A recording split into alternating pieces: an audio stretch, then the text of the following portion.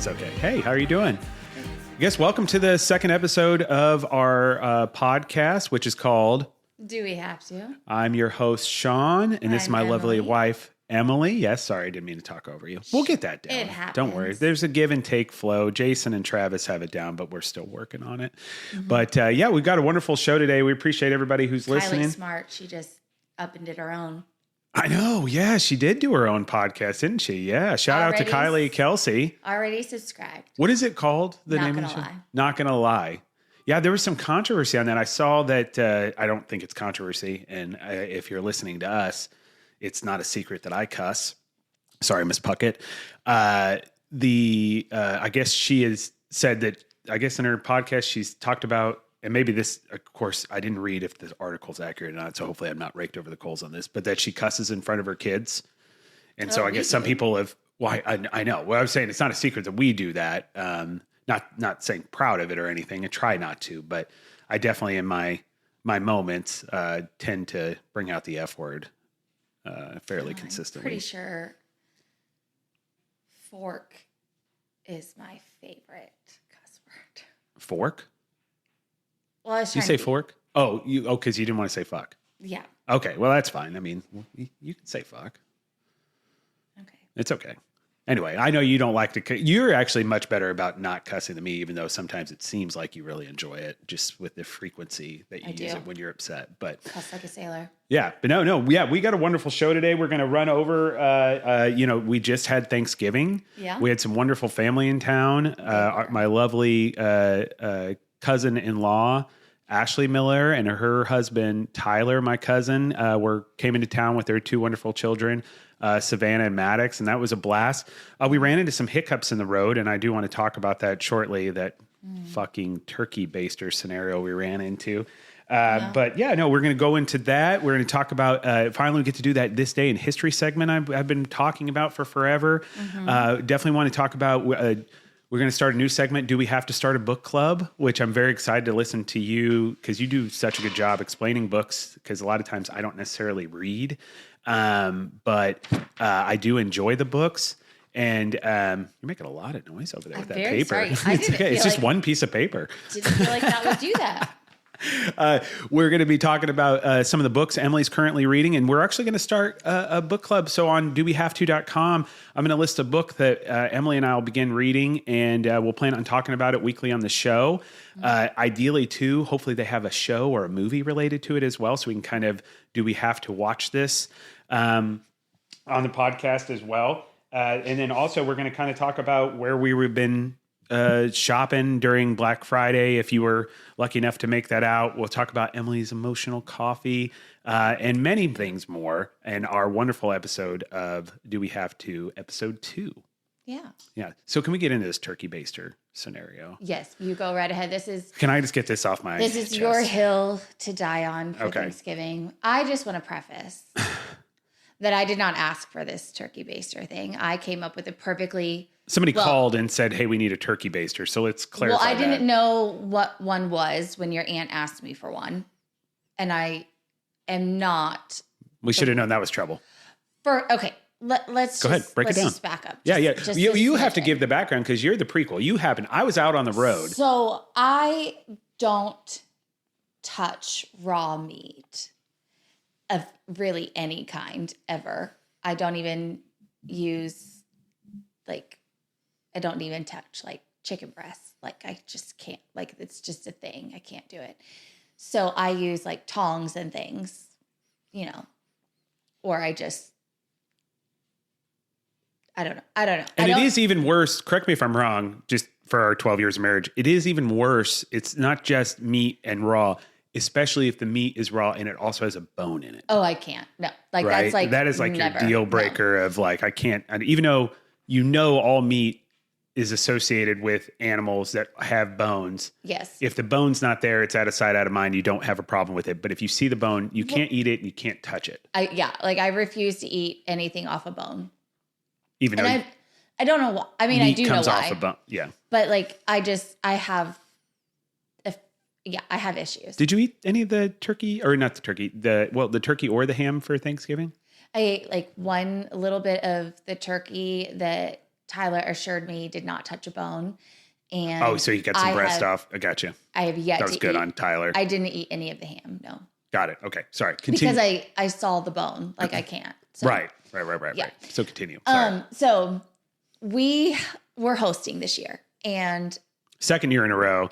And this is appreciative of Tyler and Ashley. I will say that they did come because we were supposed to actually go down to Louisiana. They're from northern Louisiana. And we were going to go down there and stay with our Aunt Kelly and be able to enjoy that. Because they came up last year and made this wonderful, we had all Dad's side of the family together. Oh my gosh, we had so much. And we had Aunt Kathy and Uncle Greg and Uncle Dave and Aunt Karen and so much fun, Cousin Penny. Yes, it was a blast. And Tyler helped make that happen, and Ashley, and they were fantastic. Yes. So we were supposed to go down, but because of Dad's health, they came up. Yeah.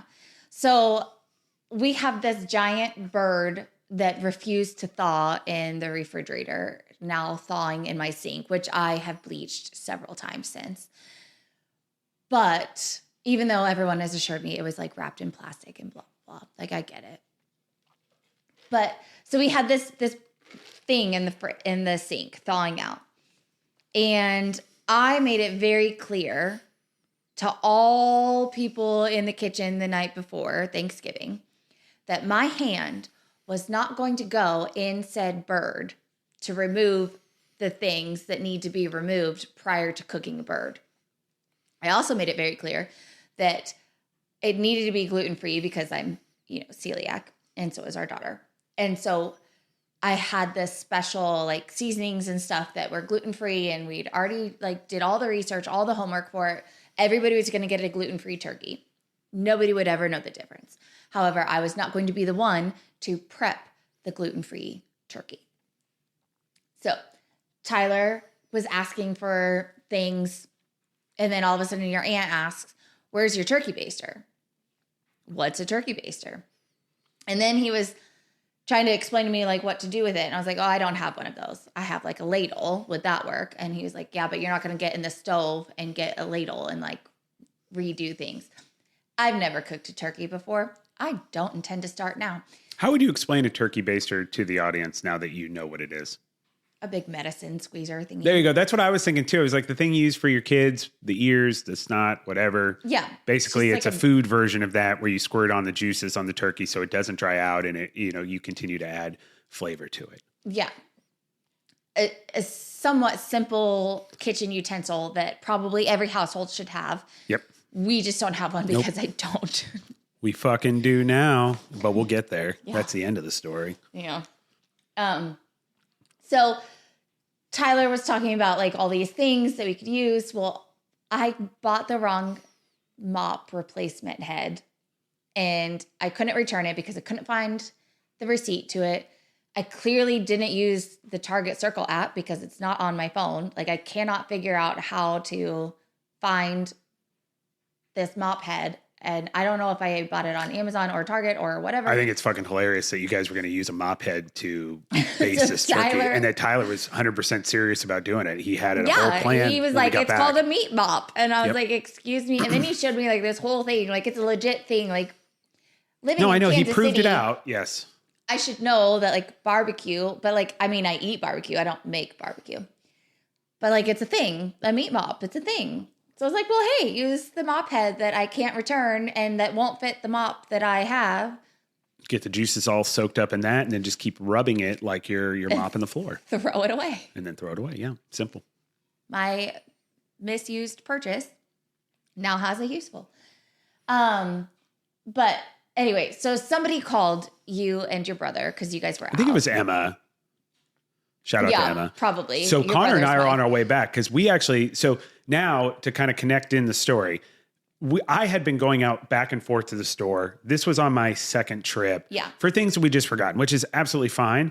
And that is my role as a husband. I forgot everything I needed for the potatoes except for the potatoes. Right. So potatoes, a pumpkin pie we needed. Yeah. Because the pie molded that we bought from Costco because we didn't put it in the fridge, which is that's our bad. Yeah. So then we had to run out to that. Hy-Vee on Berry Road is open. And Berry Road's fine. That's general. People know where Berry Road is. It's in the Kansas City area, northern area. Shout out to the Hy-Vee Berry Road. They were open till 10 o'clock that night, running back and forth. And we had just got done with our second trip. So I'd been out and about once with Tyler, then with Connor. So I didn't even exchange passengers at this point. I'd been out for almost 2 hours worth of shopping, of just going and getting things.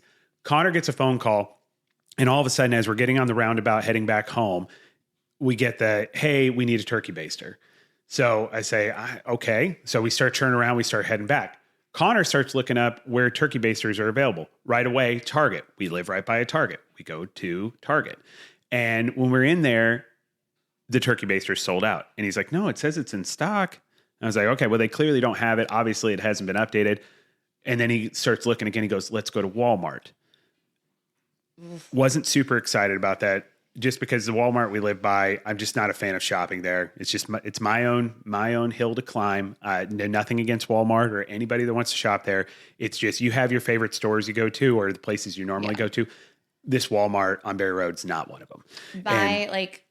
Not gonna lie, Walmart gives me anxiety. That one does. There's just a lot of, normally people are always frustrated in there. I can never get anybody to help me find anything, and I never can find anything. It's just not my favorite place to shop.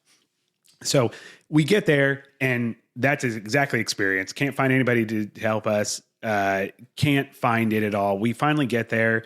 There's people having like full on family arguments while we're trying to find this thing, and we can't find it. I'm like, where were you looking at? So I start looking at his phone, or he starts looking at his phone. And he's like, oh, for some reason, when I did find my location, it set it to Illinois. So we were basing everything off of the availability in Illinois. And so there was no turkey baster. Finally, we go back all the way to Hy-Vee again, go in there. We talked to the manager, felt bad for him. He looked like he was at the end of his rope as far as just getting through a long day on a day before a holiday. And he was like, we don't have any. I mean, you waited till we're about to close in 20 minutes. You waited till the last minute. He didn't say any of this, but I could just see it in his eyes. You waited till the last fucking minute. What are you doing? Of course, we don't have a turkey baster because everybody's cooking fucking turkey because it's Thanksgiving, right? Yeah. And I told Connor, I was like, we just need to look. Let's just go look. Sure enough, we go over. They have like they're trying to branch out in what they sell now. So now they've got like a little home goods section, and they've got where you can go get bath and makeup and stuff, like, right? All that kind of stuff. Went over to the home goods section. Of course they don't have it. And I finally told Connor, I'm going to go walk up and down where the turkeys are. Sure enough, right in the middle of the fucking aisle off to the side, there's just a little side section that has a bunch of cheap plastic turkey basters. So we did it. It took over an hour and a half of going to 3 different places and dealing with the madness of everybody last minute shopping for their Thanksgiving dinner. But we got it done. And I definitely triumphantly held that damn turkey baster up to the manager and let him know, you still got fucking turkey basters, bro. So no big deal. I'm just going to go and check that out. Pretty sure they closed the store like 2 minutes He did too. I mean, it was so funny because after we talked and after he was basically like, what are you doing? Trying to look for a turkey baster right before we close, the day before Thanksgiving. We're literally 2 hours away from Thanksgiving. It's about to hit midnight and you want to get a turkey baster now. Then he immediately went, it's the best part is he walked off and then you could hear him on the thing. Hy-Vee shoppers, it is now 9:58. We have 2 minutes until Hy-Vee closes, so please gather all your things and bring them. You know what I mean? To give the whole message. He was done. So, but anyway, we triumphantly walked out of there. We brought a turkey baster back. No need for the turkey mop. We did it. But did we shake up the world? Did we do something that maybe has never been done? Possibly. I don't know. But in the meantime, I had burnt the cookies back home. And so we were going to send you back out for cookies, but that became like an inside joke. Oh, you were going to send us back out again? Remember Tyler, when he walked in, he was like, we burnt the cookies. I was processing through all the PTSD that I accrued during that baster trip. Everything was fine until we had to try to find that baster. But no, I don't remember that, but yeah, that's really funny. Your look on your face was one of pure defeat. So I mean, we had a good time. Yeah, it was a good run. Yeah. It was a good run. But yeah. And then I woke up the next morning and felt like I was dying. So what was your favorite? Yeah, you did get really sick. Mm-hmm. And you're actually still on the mend. You're not 100%. But yeah, poor Emily ended up having walking pneumonia. We took her to urgent care on Thanksgiving. They weren't able to determine that she had like the flu or anything like that. So we took her home. She had some normal medicine, Tylenol and those sorts of things, but it wasn't getting any better. Finally, we went to urgent care again and found out that she had walk-in pneumonia. And so we've been dealing with that. Hence it taking a little bit to get us our Thanksgiving special out and getting it recorded, but appreciate it because I know you're not feeling 100%. Yeah, no, I love you. You're a trooper. But speaking of that, and I think this is a great segue. You and I had been talking a ton lately about the show, obviously, because we just got the first episode out. It actually, and appreciative to all the people that listen to it. A lot more people listen to it than I thought. And actually, we've got some really good feedback, suggestions. My wonderful math teacher, Miss Puckett, who I just mentioned earlier on the show because I cussed, she had nothing but positive feedback to say. And then in classic, like she is one of my favorite teachers I ever had at high school, Platte County High School, in the math department. She did let me know, cussing can turn some folks off. So that may be something I want to visit. And I thought that was fantastic feedback. I'm going to try my best, Miss Puckett, to represent you, Platte County, and the Kansas City area in the best of my capabilities. But I did grow up with a Marine who served for almost 30 years. And I am just very much used to expressing myself, typically using the word fuck. I will do my best to calm that down, but we're going to likely hear fuck every once in a while on this podcast. But I will continue, in your honor, Miss Puckett, I will continue to work that. But with that being said, we have been talking about the Do We Have To, and you came up with that name, and I love it. And I have an understanding of what that means to me, but I've actually never broke that down with you. Like, where did you come up with that name? Because we talked about our origin story, but our origin story was us and our courting relationship and being married. We didn't really talk about the origin of the show and kind of where you came up with that idea. So out of curiosity, kind of when we started talking about that, when did that idea come up, and kind of what was your initial thoughts on why that ended up being something you were passionate about when it came to the name of the podcast? You and I have always had like a very give and take in our relationship. And one thing that I think has been a common theme over the past few years has been your need for, well, I shouldn't say your need, but it's like fine. It's a need for like ride or die. You know what I mean? Yeah, absolutely. And I am very much not a ride or die. Like, I need to know where we're going. Can we get a map for that? And then where are we going? Why are we doing that? What do we need to do while we're doing that? Why do we have to die? Yeah. Like, what are we going to do? Will there be snacks there? Why? Like, what I get that. I need details. I'm not like, I'm the, where are we going and why does somebody have to die person?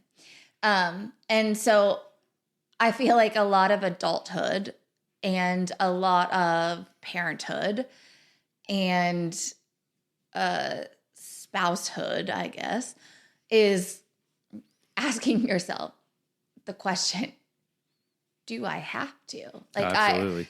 I am at that point in my life where I don't look for things to do. I look for things to cancel. Like, I think a lot of people can relate to that. And I agree. Yes. You want some sort of semblance of slow down. Yep. Yes. And so, like, do we have to? Mm-hmm. Well, and we also like a lot of the different things. Well, we shouldn't say that. You like a lot of different things than me. And I kind of like everything, right? Yes. But like movies, God bless you. Last year, Halloween. I always try to watch scary movies during Halloween. And, to your credit, here's what I will say. You don't have to be flexible. There's plenty of partners out there, and it's absolutely okay. There's plenty of partners out there who are just like, I don't like this. That's it. And there was a time where you were like that. Yeah. And then we started doing couples counseling. And I know it sounds stupid, but like my origin of why I'm such a huge movie person and why I like certain types of movies, a lot of it is sentimental. It's not, I'm just into horror movies or I'm into rom-coms. I grew up with a mom who that was probably the number one thing she was passionate about. She loved going to the movies. She loved TV. She loved talking about it. She loved to read. And that's one thing I love about you is your passion for reading. My mom was the same exact way. She constantly had a book in her hand.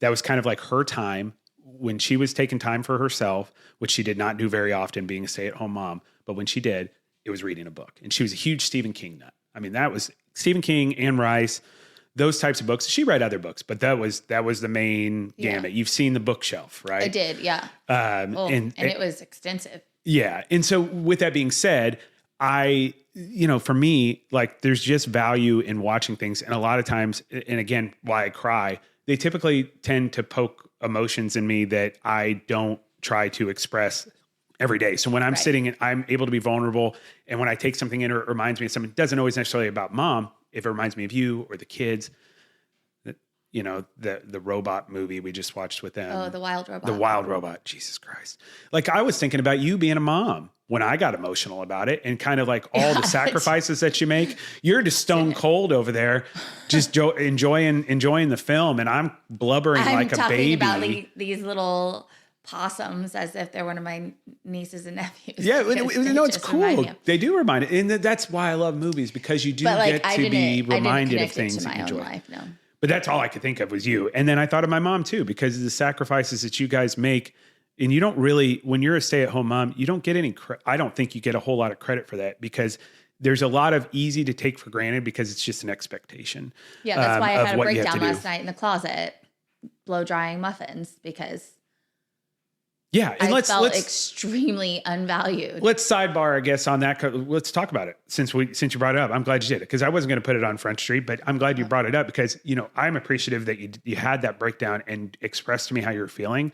I think 5-6 years ago that conversation doesn't happen, or if it does, I'm probably a little bit of a prick, and I'm like, it's fine. You don't need to take it personally how the kids are being, blah blah blah blah blah. Like I could just see how younger version of me would have responded to you being upset. Mm-hmm. And I'm really glad that everything inside of me, even though I wanted to say some of those things, like, because I don't want you to be upset, I want to fix a problem, just let you express yourself. And then what I used my energy to talk to was to gather the kids in the room and explain, hey, I know it doesn't seem like a big deal to you guys that you come in and you eat something and then you just leave it right on the fucking floor on the table. But let me tell you what you're saying when you do that. You're saying that all the work that mom's been doing, and you might not be thinking about it. So it's not I understand you're not trying to directly cause harm to your mother, but you are saying you don't care enough that you're not even thinking about her and all the things she's doing during the day to keep your own environment. Let's not even bring in the fact that it's from a mental health standpoint, it's not good for you to sit there and trash or let your room get messy. General upkeep and hygiene are really important things. But let's just talk about mom.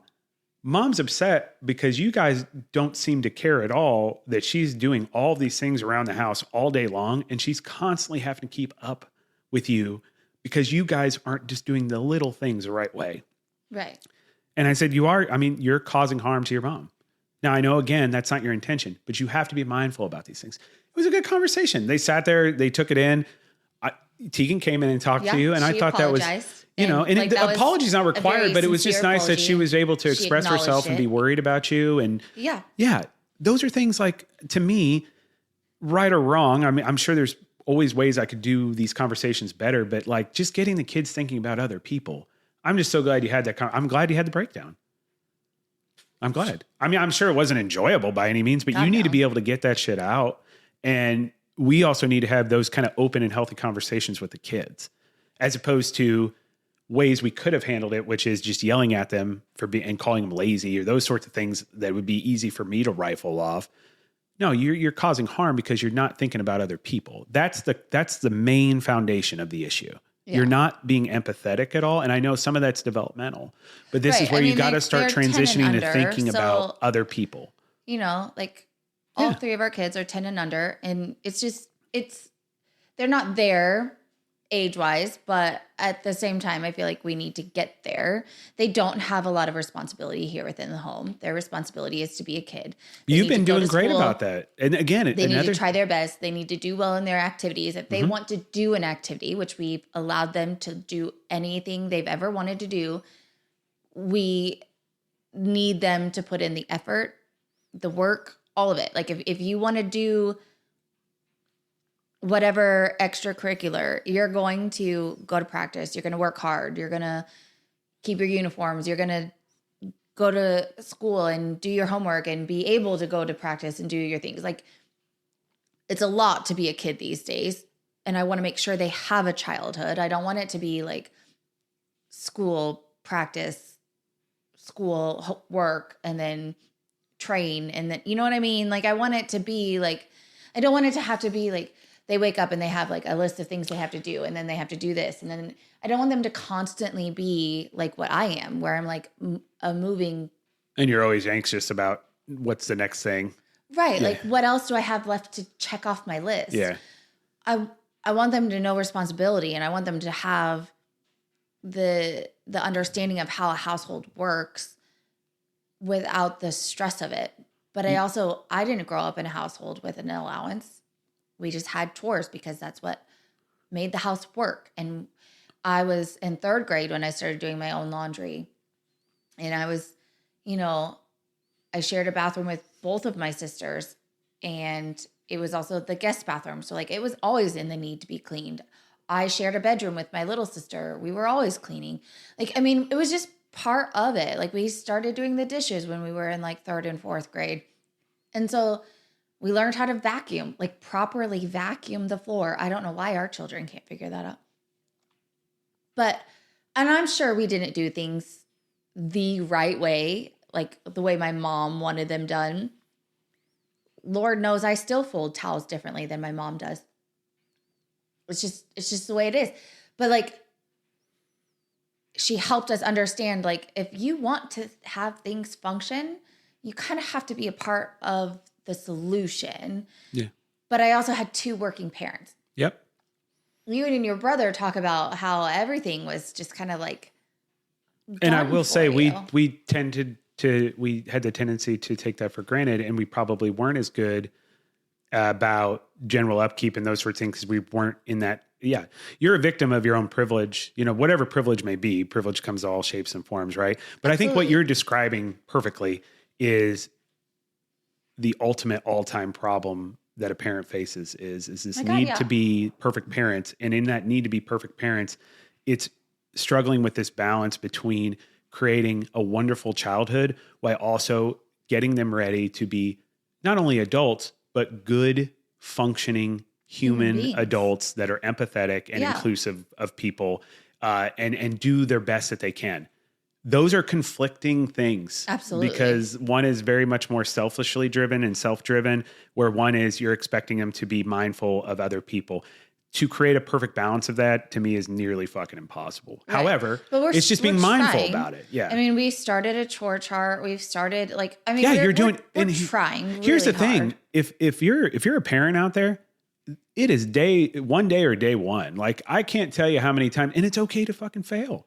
Yeah. I mean, at least for me, I'm okay with failing because we try something else, or we try to learn from it, and we do something else. This chore chart thing is like the 5th fucking version of trying to do this. I think we're kind of getting to the point now where it's in good shape. Actually, I think, but I think if we don't have those failures, we don't get to the point where we're doing this. Like, instead of just do your laundry. Hey, you're going to do your laundry on Thursday. And you're the only one that's going to be doing laundry, Seamus, on Thursday. We were talking about that last night, right? He's getting all stressed out about laundry. It's like, hey, you don't have to do all your laundry right now. We're doing laundry. You worry about your laundry on Thursday. We just need to get your sports stuff and some school stuff. Mom and dad will handle that in their laundry, right? Right. So it's a balance. You know what I mean? you had a really sweaty practice. You have to wear a certain outfit to a practice. Let's go ahead and get it washed because you got practice tomorrow. Mm-hmm. Let's find it, get it in there. And then he was like, well, I didn't do my laundry last Thursday. Well, okay, you can still wait till Thursday to do your laundry. And he's like, but then I have to do all of it? Well, unfortunately, you're going to have 2 weeks worth of Thursday laundry instead of 1 because last Thursday was Thanksgiving. Nobody expected you to do your laundry. Like, that's fine. But it doesn't mean that we have to like overcorrect and now you're going to do your laundry the rest of the week. Yeah, no, completely agree. And so with that being said, again, the do we have to, right? I think for us, at least for me, and what I was talking about how we dislike totally different things, but you've been a trooper in the sense of you did try to watch the newest Halloween movies and you did great. We took a break from Halloween movies this year. I would like to, and I think we do this with our show. Do we have to? Next year, we do one Halloween movie agreed upon, and hopefully we have enough audience by then that we can have them vote on it. And we'll just do like a classic horror movie. And you know what I mean? We get a list. But they need to understand that like it took me how many days to took almost a full month to watch segments of Halloween. Exactly. So we'll start on October 1st. I have a list I do every year of movies I try to watch. I'll share that on the website, but and maybe out of that whole list of movies, I am not a horror person. And that is absolutely fine. You don't have to be. And it causes you stress. So now it's kind of funny because we're at the point in life where back then it was super important to me that you at least tried. And when there was such resistance where you're just like, I'll never do that. It was to me, and wrongfully so, but I took it as a slight like, man, you just won't do that for me, you know? And I think from your perspective, you're like, well, you like everything. So I'll ask you to do something. You're going to like it anyway. So it's not like you're going out of your way, which is not necessarily true too. Cause I do like everything. I always find joy in doing these things, especially if I'm doing it with you. And I think there was probably a misunderstanding. I never explained that very well. I might not sit down and say, I want to watch Emily in Paris. But you love it. But I do love the show, but I love watching it with you. So yes, but the show's a good show. So I highly recommend that to anybody. But nonetheless, the do we have to, and then to kind of roundabout incorporate in what we just talked about the kids. For me, the do we have to, I loved it because that's where we got into that kind of mindset of like, do we have to always try to be our best? And it's like, yeah, we do. Mm-hmm. Do we always have to be our best? No, and it's not possible to do it. But like, I think that change, just that slight change of mindset of like, whatever the best is today is 10% of what we can get, you know what I mean? Or whatever. We're trying to do that. And I think there's where we're starting to find success on a consistent basis. Yeah. Like, I think it's just a daily question you ask yourself more than one time a day as an adult is, do we have to? Absolutely. So I know I do love the story. It's just nice that you were able to, I just wanted to get that explanation as far as what the thought process was when you were doing it. Yeah. When did you start thinking about that? And I absolutely love that. So. You know, I actually I never really put a lot of thought into it. We had talked about this passion project for such a long time, but we never really had a couple years. Yeah. And, well, probably in all honesty, when it turned from one thing to what it is, my very first inclination thought was, oh, do we have to? Yep. But well, we're doing it now. We've been talking about it. Now we're actually going to do it. We're doing it. Yeah. So, and I love it. I think this has been a lot of fun. We've done so much like to prep for it and to, you know. I didn't realize it'd be such a thing that I enjoy doing with you as a couple. Like, I mean, I should have thought that through, but to me, like you think about this, you want to do a show, it's something you're passionate about. So it's not really what you consider work, but at the same time, if you're going to do it, it is a job in a sense. You have a responsibility to get. We don't have a chance to ever really sit down and talk to one another. And I think which most couples don't. Yeah. Right. I think that's a thing that a lot of couples and parents don't have is just the ability to just sit and talk about anything and everything that they wanted to outside of a therapy couch. So maybe that's it. Maybe just pretend you have a podcast, even if you don't want to do a podcast. Maybe make it some sort of sexual fantasy thing. Oh, too like, far. we have a podcast show, and then the host and the co-host fall in love. Oh my God, they fall in love. No. And then one thing leads to another. Okay, we're then all of a derailing. sudden, I'm just saying, there's things that you can do to have these conversations. There's nothing stopping anybody. You don't have to have an actual podcast that you release out to everybody. This is not like a Hallmark Christmas movie, which we will get into here shortly. But first, for the first time on Do We Have To, we get to finally do our wonderful This Day in History. Oh, yes. You're so excited. I am excited. I personally love history, but I love it because normally a lot of bad shit happen every day in history at some point or another. I like reading it. Number one, I like learning new things, but a lot of times it does put life into perspective, like having to go out in the cold and put out the trash or the recycle, or did somebody get assassinated today, right? So there always could be things that are better. The suspense. Well, I'm just saying, like, you can look at the day you can easily look at the day in a negative way. I like to give myself a very dramatic perspective, because I tend to be a dramatic person, but it does help me align myself, right? But of course, I dedicate this dramatic. I know. I dedicate this segment to my favorite teacher of all time, Mrs. Angie Sherman, who was my history teacher in high school and gave me my love of history. And that was something I even got a history degree in college. And unfortunately, they closed that history factory down in Kansas City, so I wasn't able to get a job.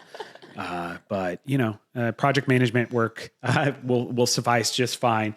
But with that being said, on this day in history, on December 3rd, we had the Streetcar Named Desire opens on Broadway, which of course was the famous movie with, do you know who?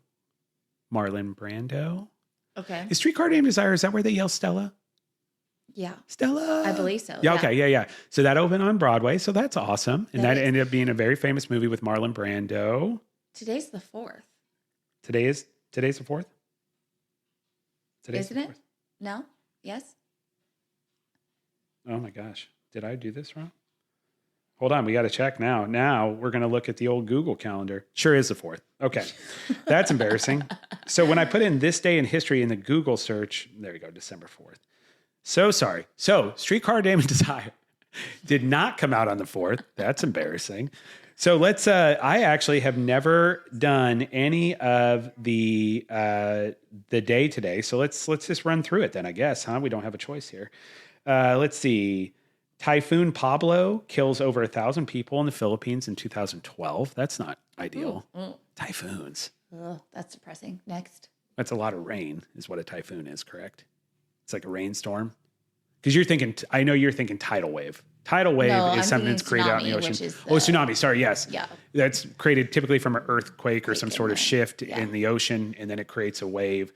This typhoon is, I think, where it's like a just massive rainstorm and it causes all kind of torrential downpour and flooding.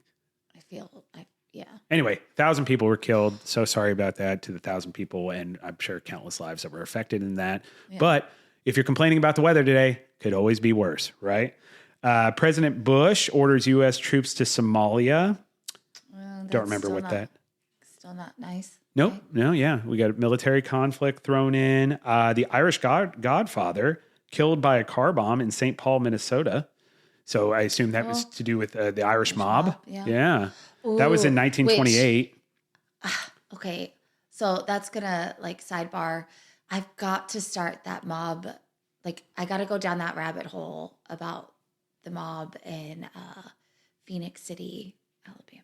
Phoenix City, Alabama. I'm not familiar with what you're talking about. Let's sidebar it. Well, I gotta Is this a book? It's a book, but it's life. It's real life. It's happening right now? No, it did. Okay. But where I work part-time, members like to comment on my book choices. And there's a few that I talk to about all the books. Some ideas from the folks that work. This one gentleman has given me this title that I need to find and this rabbit hole that I need to go down. And it's about the mob. Anyway, okay. Go next. No, you're good. I love that. That happened in 1928. I love a good mob story. So Goodfellas is one of my favorite movies. Obviously, The Godfather. Kansas City mob. Fantastic. Yes. Kansas City has a very spirited mob history. Your grandfather actually served as a policeman, right? And so he was kind of, you guys had kind of more of a behind the scenes view of those sorts of things as well. We had. Yeah, we're not tied to it by any. No, but you had somebody in law enforcement who knew who the players were, understood it, interacted with them. Like your grandfather back in the time that he was in the Kansas City Police Department, the main city department. Yeah. And he was a captain, right? Eventually. And he did the bomb squad and those sorts of things. He had just seen activity and been a part of that process where you're aware of it at a more intimate level. And I think that's cool. Yeah, and he talks about it at times. There you go. That's what I'm saying. Yeah. So you have a perspective of it that most people don't. Most people know there is a good mob presence in Kansas City. I hope there still is, just for TV and dramatic purposes. But an organized crime syndicate in Kansas City, that's been a well-known thing. Yeah. So that was in 1928. 1942, let's go a little positive here, right? Yay. Polish Christians come to the aid of Polish Jews during World War II. Oh. Doesn't go into specifics, just says that. But I'm going to assume they did a lot of nice things. Yeah. But yeah, absolutely. An important time, obviously in our country's history. Speaking of empathy for our children, that would have been a good story to make sure and talk about. They don't really know anything about World War II. They haven't learned about that yet, No, because not it is yet. a very adult subject when you really get down to the crux of it, obviously, with millions of people being exterminated just for who they are as human beings. Exterminated. You couldn't have come up with a better word than exterminated. Genocided is not a word, right? No. Anyway, well. Wiped out. I mean, essentially, I mean, I know that's kind of crude, but yeah, I mean, that's the crux of what had happened, right? In 1997, okay, kind of, let's get a work story in, okay? We're having a bad day at work, not feeling the boss. NBA suspends Latrell Sprewell, who played for the Knicks, I think, at the time, I want to say, maybe. Or maybe he was over in California at the time. I used to watch NBA quite a bit when I was that age. Obviously, I was a Michael Jordan Bulls fan. But he got suspended for attacking his coach. And specifically, I remember this, he strangled his coach. Oh. Yeah. Oh, yeah. He got in an argument, and I believe he put his hands around his coach's throat. And I don't think he tried to kill him, but forcefully made sure he knew physically that he wasn't happy with how the conversation was going. Wow. So, yeah. 1783, George Washington bids farewell to his officers towards as he's transitioning for public office in 1783 after the Revolutionary War. Nice. Let's see here. That's not a great story. We don't need to do that. In 1917, which again, war. Right. This is where the concept of shell shock came up. Are you familiar with what shell shock is? I am. Yeah. So for the audience, shell shock, in 1970, this is appropriate. So essentially what happened during World War I is it was trench warfare. Shout out to Aunt Jessica, our wonderful history teacher in our family. She could talk about this. She had me. The reason I was going to get to it. I was going to get to why I did. No. She didn't fight in the war, no, but she did have me watch All Quiet on the Western Front, which is one of my favorite movies of all time. The remake, the original is great too, but they did do a remake on Netflix. I highly recommend that for anybody to watch. Of course, it's in the perspective of the German troops during that time. It follows a young man and his folks that he's in his troop with, and they're on the front, right? Yeah. And you're constantly, to move an inch, you're constantly bombing and shooting and hurting, and you're kind of just entrenched in there, and you're barely moving. And so constantly you're under this duress and stress all the time. And so this created that, initial understanding of PTSD and the effects of war on human beings. So yeah, it's definitely where that started. And unfortunately that came from a large war that ended the lives of a lot of young people during that time. So yeah, that's it for today on This Day in History. Again, I highly recommend anybody to do that at any given time. If you're ever feeling rough about something, or they have specific sites I think are dedicated to positive history. I like to just go to generally what's the most important events.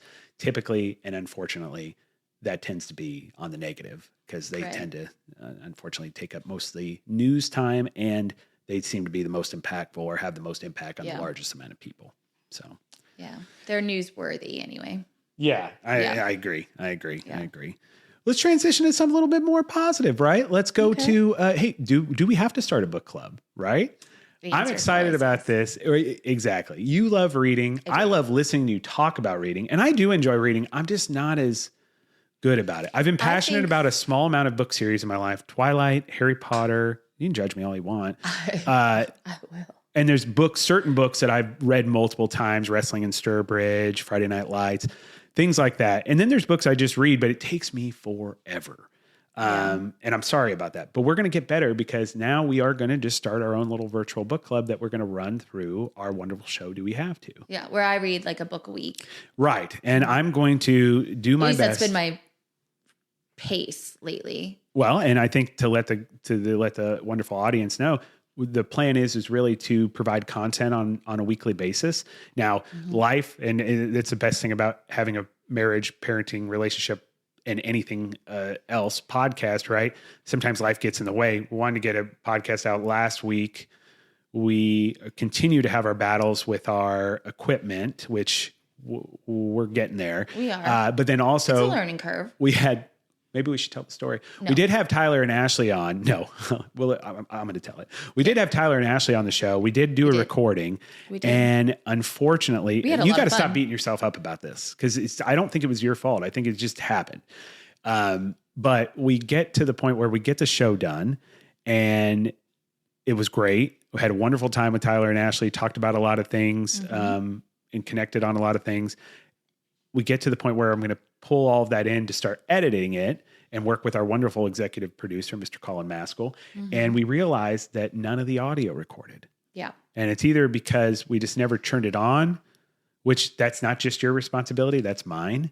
Or it shut off for some reason, or it was accidentally turned off, or maybe the thing got unplugged temporarily and did it. Either way, we took up 2 hours. It was going to be a long show. It was. We took up 2 hours of Ashley and Tyler's time. And but unfortunately, we had nothing to actually provide the audience. So yeah, sorry you guys are going to miss out on that. But nonetheless, we did during that time talk about a book club because the reason why this book club thing even came to fruition was a big part of that was because of Ashley. Yeah, last year. Last year, we get together for Thanksgiving. We realized that was the first time in multiple years we'd seen each other. That was the first time I ever met them. That was the first time you had met them. It had been the first time I've seen Tyler because we went down for his dad's funeral, Uncle Danny. Right. Well, and he's your cousin. So. And so I have seen, but I'm just saying in the time we've been married, I've seen him just once. And so we were talking about just one time in a matter of 12 years. And then we knew we were going to start trying to make this an annual thing where we're coming down and we're seeing each other during the Thanksgiving time. And Ashley came up with a great idea because you guys had connected and found that you both like books. That sounds so, the way I said that. You both like books and like to read. No, you both enjoy literature. And that's definitely a way you guys get entertainment, but also relax. And so we decided we were going to start a book. Brooke, Ashley, Penny. We all my other cousins. We went shopping on Black Friday to the Plaza. And highly recommend, by the way, if you're coming in town to Kansas City. Well, they'd never been during the holidays. In part of Kansas City. You have to go to the Plaza is a big part of it. And during the Christmas time too, they have the lights up. It's beautiful. I mean, it's gorgeous year round. But it's just it's just. The Plaza can be a magical place. And I think we do need to take our kids down there more often. Yeah. And it's just, that's to me, the heart of Kansas City, downtown and Westport. There's so much of Kansas City and it's spread out, which is what makes it so unique and so beautiful. But I love the Plaza at Christmas time. And we were down there and we were shopping and I think we were all just frozen, even though it really wasn't that cold last year. Poor Penny. But I do love that. Penny lives in western Nebraska. So yes, she's from a town, North Platte, Nebraska. That's where my dad's from. It's fucking cold up there. It's right by Colorado. You're literally 4 hours away from Denver. So it's not like as if she was coming from Florida. No. And then went to Missouri and is dealing with the winter for the first time. But man, she dressed up like she was in the fucking Antarctic. Yeah, not like your cousin. We didn't lose her. Yeah, because it's not like, to your point, right? Tony and Tyler, they're from Tony, Tyler, Brooke, Tony's wife. And all of our cousins, they're from Louisiana. It was 80 degrees before Tyler got up here this week. They left. They were like, hey, it was 80 degrees today. Yeah. Yeah, exactly. They should be cold. They should be running around in parkas. But we were able to actually keep track of where Penny was at all times because she looked like a garden gnome walking through the Plaza. It was adorable. Kansas City. It was really But fun. anyways, we stopped into Barnes and Noble for something. And oh, that's right. We did. Yep. I remember. We were just walking in and out of the stores because they had Black Friday sales. Right. And then all of a sudden it just went from, oh, I like this one. I like this one. Have you read this? Have you read that? And I was just like, wait a minute. Should we, should we start a book club? And the answer was yes. But nobody admitted to having time to read. Yeah. Well, and then Brooke and Penny, in all fairness, they decided, and I appreciated this about them. They were like, that's too much of something to chew off. We're not even going to do it. So we agreed to just... you, Tyler, and Ashley were going to do this. And we picked one book. And what was the book? The Great Alone. And who writes that wonderful book? Kristin Hannah. Kristin Hannah, yeah. And she's got a lot of books out there. So And I think she is a good writer. So I haven't read anything else by her, but I imagine you probably can't go wrong getting one of these books. No, I mean, I like some more than others of hers. So you've read multiple Kristin Hannah's? Yes. Mm-hmm. Okay. Is her style typically like, so could we, I guess to break down. That's typically her style. Okay. The Great Alone is typically her style. Yeah. Would you like to break down a synopsis of that? Or would you, what is The Great Alone about? Living a life in Alaska that I would never survive. Like just the thought of it, even if it was today's society, still never. Well, they have TV shows on this now. So like, and I think there's people that watch these reality shows where it's like you're off the grid or whatever, right? That's essentially what they're doing. Yeah. They're living in like outskirts of the wild parts of Alaska. Like, there's no civilization. There's a small town associated with where they're living, but they're miles away from it and they're out Dad on has land. Some PTSD issues. Yeah. He's It follows a family, soldier, a husband, wife, and a daughter they call Red, who's a teenager. Yeah, well, she's a tween coming into teen. Yeah. She's in high school when they get to Alaska, right? I believe, because it's only a couple of years and then she graduates, right? Yeah. But anyway, essentially, so it's just a lot. What Emily was saying is that the husband has PTSD. So this is back in the 70s. This is after Vietnam. He had suffered, I think he'd been a POW. Yeah, he had some very physical things done to him. Now, the unfortunate thing, though, is he never really actually processed or dealt with those things in a healthy manner. No. His way of dealing with it is either self-medicating, typically through alcohol, or, not getting the help that he needs. And unfortunately, a lot of the times his pain comes out in violent outbursts, and he is abusive towards his wife. In the beginning of the book, not towards his daughter at all. Right. And but they it's decide also very like toxic. It is a toxic relationship. Yeah. Not self-inflicted. I shouldn't say that. It's a relationship that lacks communication. I mean, you can just see the writings on the wall. It's just so funny because you go through the therapeutic process. It does make me have a different perspective of reading and watching TV when you see these couples that the biggest thing for them is communication. They kind of live these very individual lives where they come together and they're obviously very passionate for each other, but the healthiness of the relationship is subpar at best. Oh, absolutely. And his way of deciding, he finds out that a gentleman that he served with, that he was friends with, his father, the guy he served with had a house and his father was going to give him the house. He wrote him a letter and said, "Hey, my son said nothing but great things about you. He has passed away. He wants to leave you this house out in the Alaskan wilderness. Come out. If that's what come out and take over the house and live off the land." And his thing is like, okay, this is it. This is the perfect thing that's going to get me out of this hole, out of this funk that I've been in. I'm going to get better. You're going to see, right? You've heard these promises before. Is not going to make your problems easier. Well, I guess to his point, he was going to get away from society and things that he felt like he'd been beaten down. He lost his job or wasn't. And of course, he doesn't associate it with his own individual destructive behaviors. It's the world, right? And there's so many people out there that are like that. It's a very victim mentality. And his way of curing himself is to take his family, pluck them away from everything they know, and put them out in the Alaskan wilderness, which the wife goes along with this. Anyway, as you can imagine, I don't want to tell you the whole book, and I, of course, don't want to spoil the entire book for you. It's a good read, and I highly recommend it. But they get there, and things do not go well. So not only are they dealing with what's going on with their father and him being a ticking time bomb, but the Alaskan wilderness itself serves as an antagonist in this film, and it does cause a lot of havoc to the overall story arc. And book should be a film, it should really be a TV show. I think it should be a Kristin, a mini series. Let's talk about this. Let's pitch this to Netflix. Character development can happen, and there's a lot that happens. It's a large book, guys. Just the way she writes, she's very good at being descriptive. Like you can. Well, and I'm the type of reader where when I read something, it literally comes to life in my head.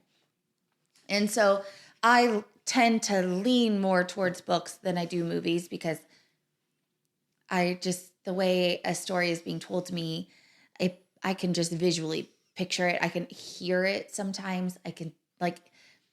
I visually create it in my own mind. And it's sometimes always better than what the movie does. Well, I don't think you can be a true Harry Potter, to your point. I don't think you can be a true Harry Potter fan to the most extent that you possibly can be if you haven't read the books, because there is just a level of description and understanding of the story and the motivations of the characters that you just can't get in the movie. Now they're making it a TV show. And so my hope is that you're kind of getting a balance in between of the film versus the book. Of course, you're not going to still be able to get as much detail in this book, but you are going to be able to do a lot more because it's a TV show. And to your point, I think this would be a great TV show because of that. Yeah. But the way she writes it, she really does take the time to, her characters are very well thought of. And I appreciate that on her. But I do think it is very important to note how much the background of Alaska plays into every part of this story. In a very interesting way, how too. It develops the characters on its own. Absolutely. These characters would not be who they are or would not become who they become. If it wasn't for Alaska. And would not go where they go in the world if it wasn't for Alaska. And I think that's the most beautiful and tragic part of all the characters within this book. Completely agree. Whether it's the bad or the good. Alaska is really the force that's shaping it. And then, of course, they're bringing their own tendencies, personalities, and good things, but also self-destructive behaviors along with it. Right. Who's your favorite character in the book? Just out of curiosity. I mean, I definitely think it's, I definitely think it's her. Red? Yeah. Okay. Yeah. Basically the main character. That's who's narrating the story, essentially. Where she takes her story, I think is important to note. And how long it takes her to get to her path is, you're cheering for her the whole way. Yeah, absolutely. And I think that's important to know, that it doesn't matter how long it takes. You can always stay on that path. Yeah. Of getting to your goal, you breaking the cycle, you seeking the help, you changing the future, you changing the past, you making the decisions, knowing what's right and what's wrong, being an adult when you're supposed to be the child. She takes on a lot. You can see somebody that's going through a lot of tough experiences that you can tell is turning it into ultimately what will be she will make a positive mark in the world. And she does in the book in certain ways, and where the book ends. And it's a cool thing because it doesn't always happen, because she really is the one character that does that out of all of the now the side characters. Because I was going to say my favorite character is the woman who runs the shop that used to be a lawyer. Yeah, no, she's pretty awesome. I love her because her backstory, and again, we're going to tell the whole story of the book because we don't want to ruin it. We'd certainly love for people to read it. But her backstory is she had a sister, and the sister had an abusive husband. So there's a lot of like parallels to what's going on with Red's family, and she becomes familiar with it because his destructive behaviors get so out of control. Other people are seeing it. Yeah. And her backstory is her sister had a husband who was abusive, and they tried to get her out of it. She tried to leave, then went back, classic kind of what they call that, battered wife. I mean, that might be a crude term now, so forgive me. Battered wife syndrome, though, is I think what I used to hear at a younger age, where, or like, what do you call it? Stockholm syndrome, where you sympathize with your kidnapper, essentially. But essentially you feel or make excuses for the person that's doing the abuse, and you end up have tendency to go back to them. But then also the police, and I don't think this is any different from today. I think the domestic violence cases are very tricky. And depending on the state you live in, that's a problem too. Mm-hmm. And a lot of times you'll see multiple times of offending, or unfortunately, we've watched plenty of murder documentaries that turns into somebody's life being ended, unfortunately. And that's what happened to this character. Her sister was killed. And what I love about this character is there's just this passion and vigor within her, where I think that could have broke her. And instead, she moved away and kind of got away from everything. But like, she was never going to allow something like that to happen again. And she definitely brings that into the story. And the way she handles that husband, who's supposed to be this scary figure. Large Marge, that's right. She fucking handles him so well. I absolutely love her. Some of those conversations they have, because she does just straight up have conversations about, we know you're beating the shit out of your wife. We don't like it. We're going to end up fucking killing you, or you're going to go off and you're going to do this. Like those types of things. I just love that character. Yeah. Yeah. Who is your least favorite character? And it doesn't have to be somebody you hate him, because obviously everybody hates the husband in this one because he really didn't try to do anything for the betterment of himself or his family ultimately. But was there a character you just didn't like that she had written in? You're like, oh, it's just not a very good character. No. Oh, really? You loved all the characters? I didn't love all of them. But you found good purpose in everything that she was doing. Yeah, there was a reason why everybody was introduced in the story. Yeah. I did not like the old man he went to the military with, the guy he served in the military with, who owned the house originally, his dad. I just didn't like the character. Or there was just something about the character. There wasn't enough into him while he was the way he was. He's kind of like an old, like anti-government nut that kind of really gaslit or gassed up the dad in a certain way they kind of were self-destructive together. And I guess maybe that was the important role of that character. Yeah. I know, I just didn't like him. No, I get that. I don't think you were supposed to like him. Yeah, maybe that's it. I mean, Kristin just got me. I don't know. There was just something I just feel like I could have done without him. Yeah. I think the dad was bad enough as it was. Okay, yeah, you're right. It wasn't a bad character. It was just, I really hated him. Yeah.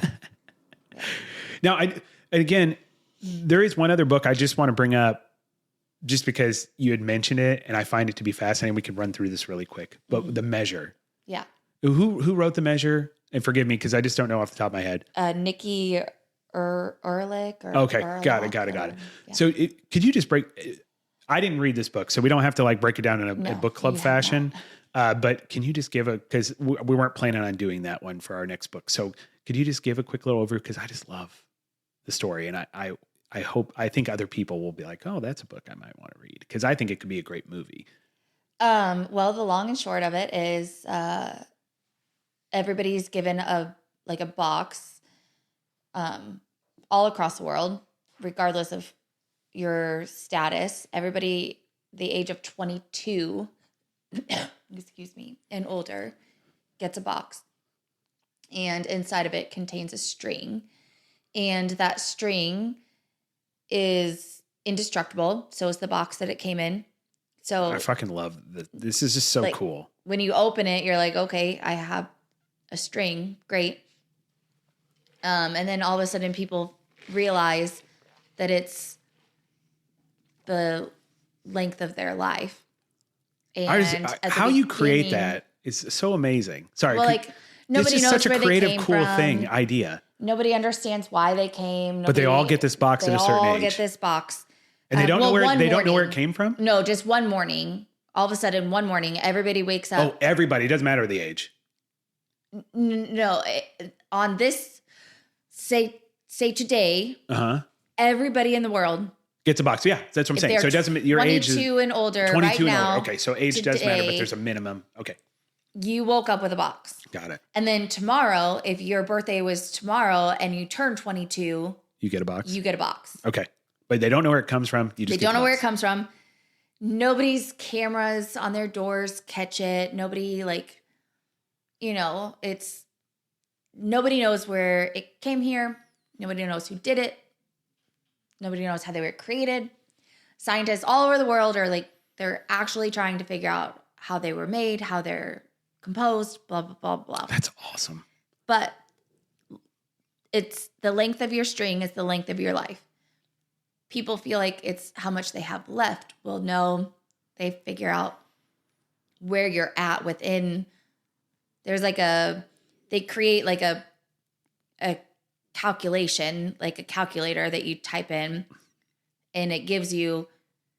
Oh, they were able to compute out what it means for the length of the rope. Right. So you're somewhere within your string. Got it. And then it kind of divides everybody into long string, short string.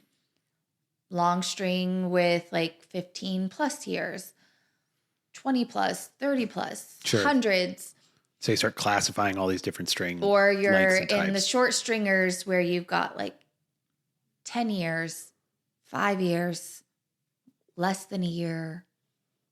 And you don't have to, there's people that don't open the box though too, right? Yeah, some people decide not to open the box. Because they don't want to know how much longer they have, even though they've figured it out and you can do it.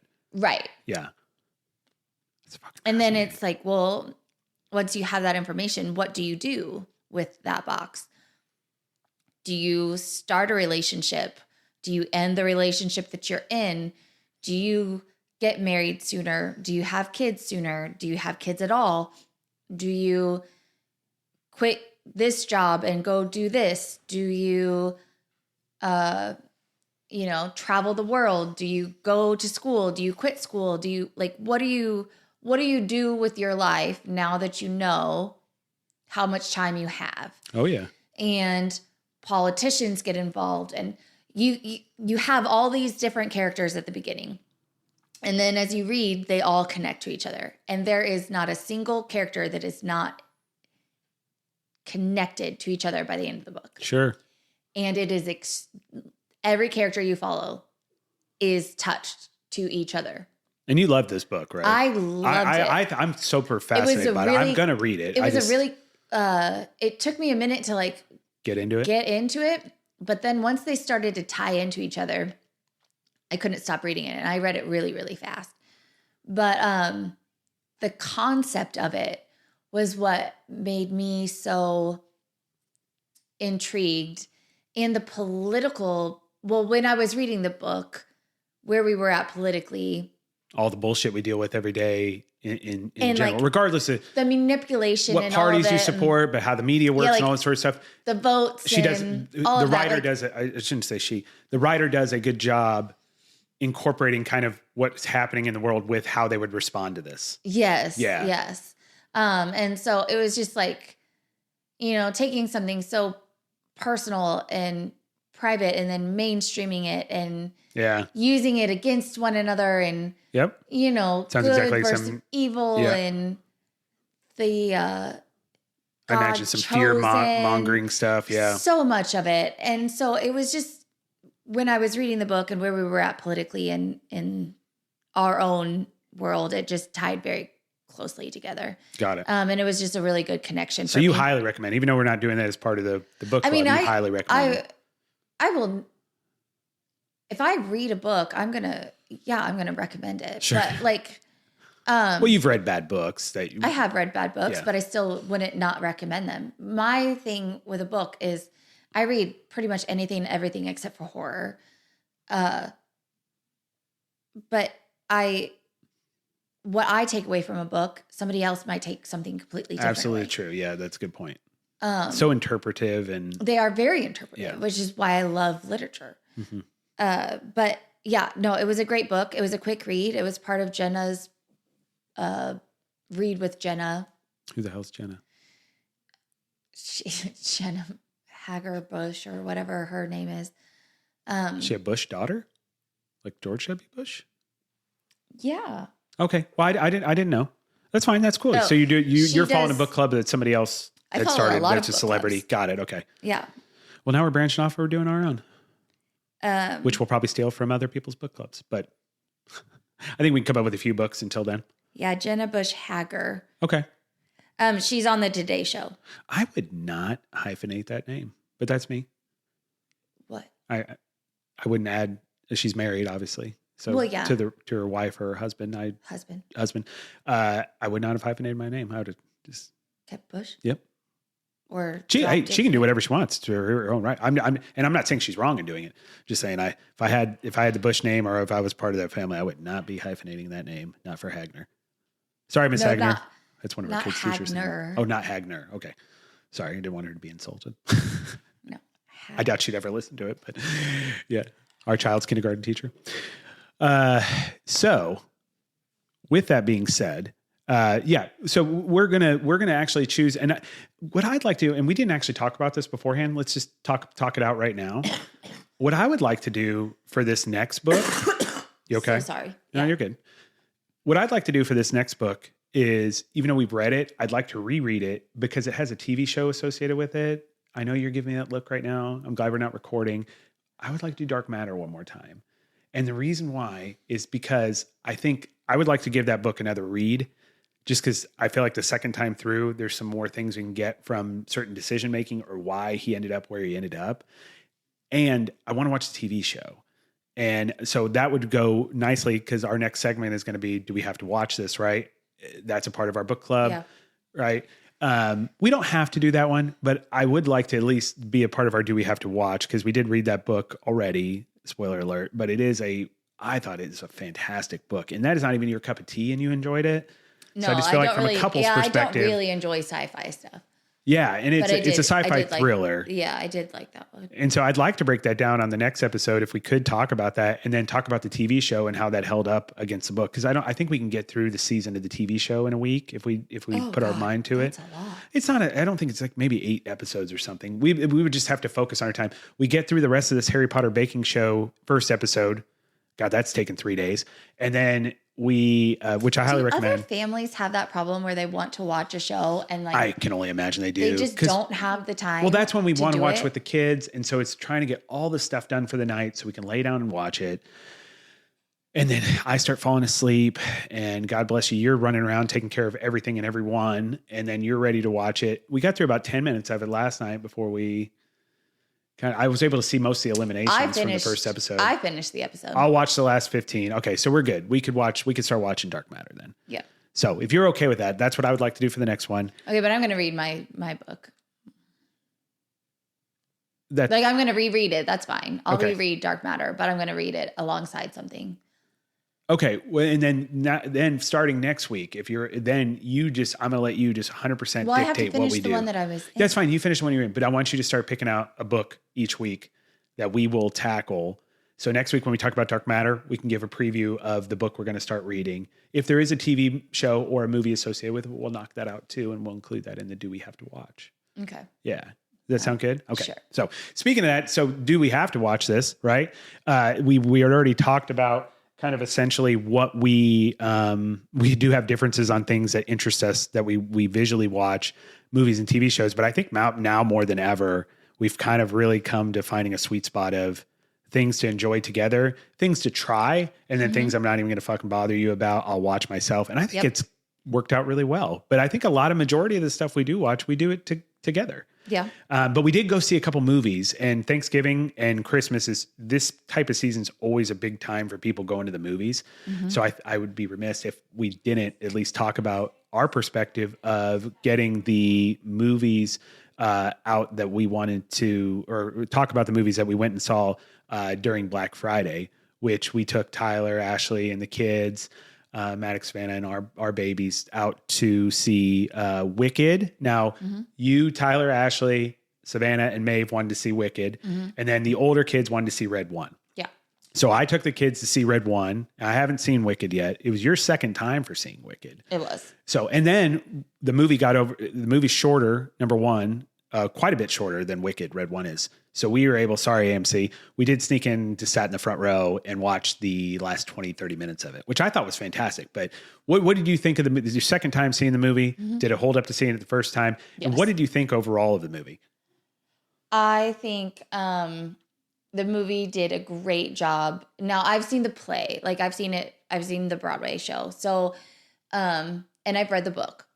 Now I will probably go on record saying this is the only time I prefer the movie / show to a book. Yeah, speaking of the book, I think the book's kind of shit. Just at least for the first chapter, that I've only been a part of you reading the first chapter with Tegan, but I just not like it. There's so much of the book that I can't read. The wordiness of it, and yeah, it's very dark, and like the way they talk about the witch, they refer to her as being a hermaphrodite, which has not. I mean, the Broadway play and the movie obviously don't incorporate any of that in the book. I just thought it was a weird book. Yeah. Would you recommend that to somebody to read? I personally would. Okay, fair enough. But it's part of the series. Like there's Is there like four books? I know of 3. They have the book set at Target, by the way. Shout out to Target. I've read 3. I don't know the 4th.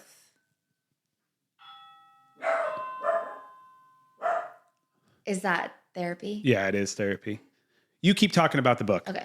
It wouldn't be an episode of Do We Have To if there wasn't some sort of unexpected fucking interruption that just absolutely drives me insane, or a piece of equipment not working. Go right ahead. Okay. I'm listening. So anyways, the movie I think plays a huge like a good stand up to the show. So Sorry, the dogs.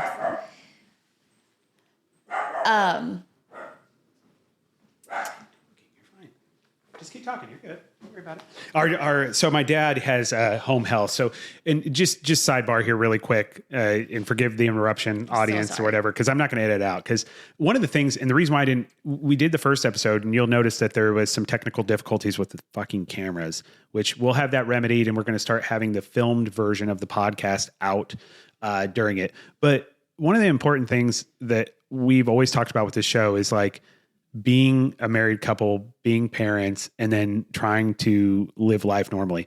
It is constantly, and I think everybody can agree to this, filled with interruptions. Yeah. And then you lose all train of thought. Yeah, absolutely. And it's just like you're focused on something you enjoy. And then sure enough, the dad was supposed to have physical therapy at 11 o'clock. So we thought, hey, this is perfect time. We'll get in the podcast, right? They show up early, right? And that's absolutely fine. Absolutely. But unfortunately, Dad after our first episode, Dad took a very serious fall because he had a cardiac arrest, fell all the way down our stairs, fell on top of his head. I just missed grabbing him. It was all over a bottle of whipped cream, which I can talk about in more depth on a different episode. Yeah. But essentially, I had to resuscitate him. And thank you to the 911 operator who called in on his watch. And thank God we got that watch, Emily. That was all you. They called and he ended up going to the hospital for eye days, had to get a pacemaker defibrillator in. And now, his health's not great. Love you, Dad. And now we have home health and nurses coming. So that was the interruption you guys heard. And of course, our dickhead dog Muffins always has to bark, even though she would never know what to do. If she would never protect us in a moment's notice. But yeah, she's tough in her kennel. Go right ahead. Sorry. Continue talking about Wicked. I'm sorry. She's the cutest little thing. So you had mentioned, you said no to the book. Okay. Sorry. So I think Ariana Grande held her candle to Kristin Chenoweth as the role of Glenda to a T. To me, that role will always be Kristin's. Sure, because she's the Broadway person. And then yes, and other one is Frozen, Idina, right?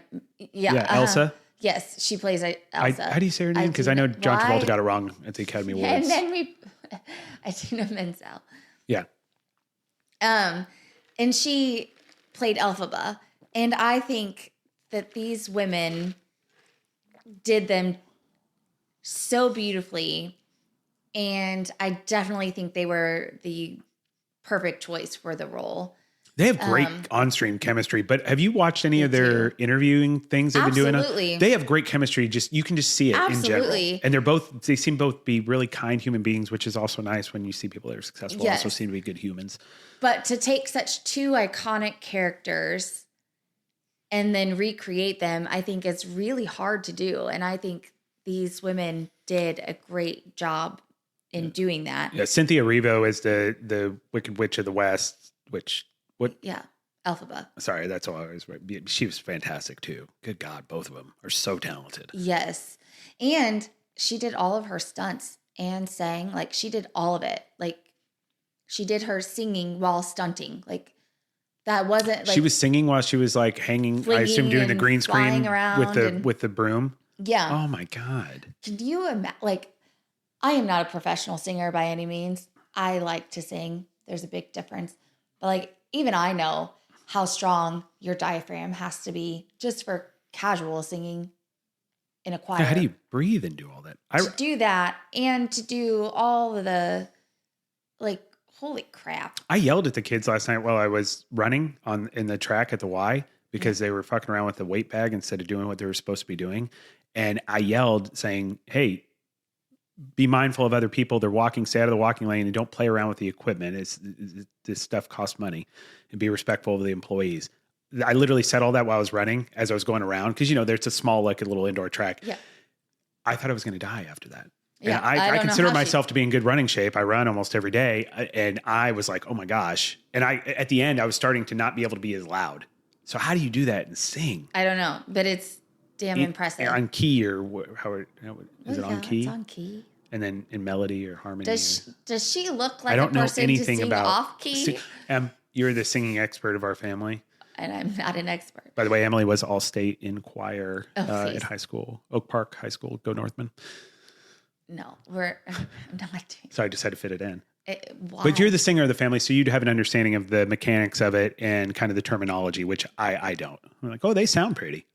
Yeah, it's more than that. But I think they did a great job, and I am so excited for part 2. And we're gonna have to do it the way we did the first time, where I take the girls and my mom. Yeah, that's absolutely fine. I think it's great doing traditions like that. I didn't feel left out by any means. I'm glad that you did it. I think Seamus and I went and saw Gladiator 2, which we saw Gladiator 2, and that was great. I do highly recommend, though, if you take a younger child to it, there is a pretty gruesome, and it takes a lot longer than I thought it would, beheading scene that I wasn't prepared for. So other than that, Denzel was fantastic in it. There you go. Yay. So, but all things parents love to hear. Wicked got an 8.1 on IMDb. Do you think that's a fair that's a really high score for IMDb? You know, you're talking when you get the 9s, you're talking about the top score. Yeah, I don't really I don't understand. But you'd recommend it obviously for somebody to go see it. Absolutely. Yeah, I think so too. Just a little bit that we watch, I thought it was fantastic. And like for them to be two as famous people as they are, I'm not thinking this is Ariana Grande singing. I was enthralled in the characters. Well, and it has Jonathan Bailey in it too. From Bridgerton. Yeah. I can't wait to tell that Bridgerton story is going to get out. Not We've coming. had 2, we had a test audio and a video or a episode that's not going to air where we talked about a Bridgerton story that I have to tell with Emily. It doesn't even include I will be bringing it up. It doesn't include It doesn't matter. Though. It doesn't include him. Okay. It's Bridgerton. Yeah. And we will tell that story. The audience must know. Yeah. About what you did. Anyways, Wicked was amazing. Yeah. So you obviously recommend it. Red One, I thought was really good. So it's not there's a lot of flub out there about it because people, and I don't know why people try to break down these types of movies. It's an action Christmas movie. Santa Claus is kidnapped. The Rock is the head elf. There's the Moar Agency, which is the mythical organization and restoration agency. The fact that you remember that is astounding. And again, it's a good movie. Because actually, it's the storyline is well thought out. The way they use the Christmas characters, I think, is some things are unique that haven't been done before. I think you can kind of tirelessly tell the same story about Santa Claus over and over again, but the whole process about how Santa works, why he does what he does, I thought they did a great job. And people just like they were talking about the character development wasn't long enough because it is a shorter movie. It's like, well, what do you want? A 3-hour fucking movie about Santa Claus getting kidnapped? Or do you want to be a shorter movie where the character development, may not be as robust, but it doesn't have to be because it's not an art film. Right. It's go and enjoy it. I think in 5-10 years from now, everybody who's kids now, they're adults, they're watching this during Christmas. I think it's that good of a movie. And I do think that Christmas movies they're supposed to be like quick hits. Like you can only tell the same story so many times. But I think this one does a good job incorporating other Christmas characters of noted history while also creating the story arc of Santa in a way that hasn't specifically been done before. And I enjoyed it. And I thought The Rock did a good job. Like The Rock's character has a little bit of complexity behind it because he's getting ready to retire and he's waning on it. So it's like kind of a Lethal Weapon vibe. It's kind of funny. He even says at one point, I was a day away from retirement. But at the end, there is a scene where he kind of determines that he doesn't want to do that anymore. And he explains why. I did get a little choked up. I'm not going to lie. Now, this is me. I get choked up at a lot of things. But I thought it was really cool what his hang up was, why he wanted to retire. That doesn't get revealed to the end of the movie. But I think it's a great movie to see with kids, family. I don't think it matters the age. It is a little bit on the older side in the sense of like, if you have a really young child, they may not find it as interesting. But man, anybody from probably 8 or up, I think would really enjoy that movie in their own individual way. I highly recommend it. I think from an IMDb score, obviously it's not going to be Wicked. It got a 6.9. I think that's completely fair. That says it's a good movie. It's rewatchable. That's entertaining. Yeah. I think it will eventually make its money. You know, it had like a $350 million budget and it's just not there yet. Worldwide, though, I assume it'll get caught up. It probably isn't going to make $100 million. But in the future, being bought on digital, this sort of thing, I think it's going to do just fine. I think it will be looked at as one of those main staple Christmas movies. Yeah. Also, if you like Jumanji, it's the person who made the new Jumanji movies. There is some definitely stylistic and formulaic processes that you could definitely tell it's the person who made Jumanji, which I think they make a good action movie. If I were to critique anything, Jumanji was very funny. I think the humor's missed a little bit. There's funny parts, but they don't go as hard in the humor. And I think Chris Evans and it's for kids. Jumanji wasn't meant for kids. I guess that's true. But Chris Evans and The Rock, I think they did a great job together, but I don't think there's the same chemistry that Kevin Hart and The Rock have, right? Or like, well, nobody does. Hugh Jackman and Ryan Reynolds have. I think they try to create that where they didn't need to, and so that would be, if I had a critique, which I don't think you should critique that type of movie, but it's either good or it's bad, and I thought it was good. Yeah. But speaking of other Christmas movies, the Hallmark one. Oh yeah, so Kansas City got its own Hallmark movie. Yeah. Now, you have watched Hallmark Christmas movies before. Yes. I have not. Yeah, you don't understand what a Hallmark movie is, which I thought was hilarious. So we're sitting there and watching this movie, and it's called Holiday Touchdown, and it's a Chiefs love story. And so essentially everything is done in Kansas City. I think they filmed it in Independence. They did. And there is some notable people. I don't know if all of it was filmed in Independence, but it takes place technically in Independence, yeah. In the square of Independence. So it follows a family who, their whole families came together. They met getting season tickets at the Chiefs game when it was in Municipal Stadium, meaning a long time ago. Of course, they have to date everything, right? And the two young kids, girl and a boy, they end up meeting there, and they end up sparking up a relationship. They fall in love. They have a child. They, both sets of parents, open up storefronts in the same strip of old downtown Independence, which of course they make it look like a small town. But if anybody lives in Kansas City area, you know, Independence is pretty large. Mm-hmm. So it's kind of funny, but they kind of, because it's in the Midwest, it's got to look like a small town, right? But they have a storefront on there. The guy's parents have a barbecue shop, of course, Kansas City, right? And they have a sports Chiefs fandom shop, memorabilia, clothes. And KC Corner. That's right, KC Corner. And the love interest, the daughter is getting ready to take over the store. There's a guy that's working for the Chiefs that they're going to decide they're going to have a fan of the year contest, which I think they actually should do this. I don't know if they do or not, but I think that's not a terrible idea. But they're going to go out, and there was 3 finalists for the fan of the year. It was a family that did this like really big decorations of houses. It was a cat that dresses like Patrick Mahomes called Catrick Mahomes. I thought that was clever. And then there was the family that did the store, like the storefront, and has been. I think the cat and the house are actually like legit things. Oh, I'm sure they are. Oh. But either way, it's just funny. So they use that. And then of course this guy goes and meets the family. There's a meet cute and love at first sight scene. Yeah. Anyway, Emily gets she's like, this is just not a good movie. Super cheesy. And I was like, honey, I hate to tell you, Hallmark has made a living. The reason why this channel exists is for creating cheesy movies. Yeah. It is not going to be something, it's not an art house film. It is formulaic. It is like I was talking about things that I thought were going to happen. They're happening. It's because they happen over and over and over again. Yeah. But it also is the Chiefs. So anyway, I highly recommend it. So, and I don't want to give the whole movie away, obviously, but it then focuses on their relationship. There's obviously they run into trouble. They come back to get, it's the same story, but it was really cool. There's some notable, Donna Kelsey's in it. Yeah. She works in the restaurant that the father's parents own. The barbecue place. The barbecue place. She's the manager there. She's great. Nicole Hardman's in it. Trey Smith. Nicole Hardman's our wide receiver that we've had on the team multiple times, and he's playing for us this year. Trey Smith's our offensive guard, one of the best offensive guards in National Football. Andy Reid has a short stint in it.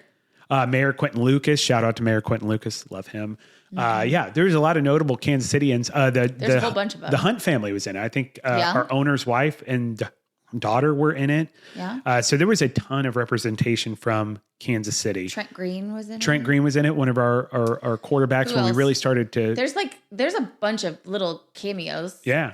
And there's actually some really good actors and actresses in it. There's people that are well known. I didn't say they were horribly acting. No, I know, but you could tell they put some money and time and effort into it. And it was really cool that our city, that was the kind of focal point. Now, do I think that I need to have the magic hat in the one that was like mass?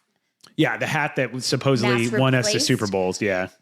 No, but do I want the knitted version of said magic hat that was not mass produced? Yes. The one that says Paul on it. Yeah. Yeah. Mm-hmm. I want one that looks just like the original one. Yeah, and highly recommend. The guy who played Santa Claus, I think, did a good job, which you were like, he looks familiar. I know, I can't remember figured his name again. If anybody's seen the movie from 1993 called The Program, which follows a East Coast Southern football team, college team. And of course, it's like a raw look at it, kind of like an Oliver Stone-esque type of view of college football and the problems that come along with it, and then the pressures to win. He plays the right offensive tackle. is the guy that plays Santa Claus in that. And of course, Santa has a big incorporation in the show and the magic of Christmas. Yes. So if you enjoy Hallmark, you enjoy Christmas.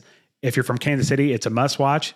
If you don't hate Kansas City, or if that's not something that's a turn off for you, I'd highly recommend it. So much more of Kansas City. Like, I think they could have done, like, they did the Crown about the Center plaza stuff, and they did the plaza. You can only hit so much. But like, you can only hit so much. It's because it's our town is why we feel that way. If this was Chicago, we'd be like, oh, that's cool. It's Chicago. Look at the building. That's so Chicago. Gets everything. I know, but that's my point. It's because it's our city.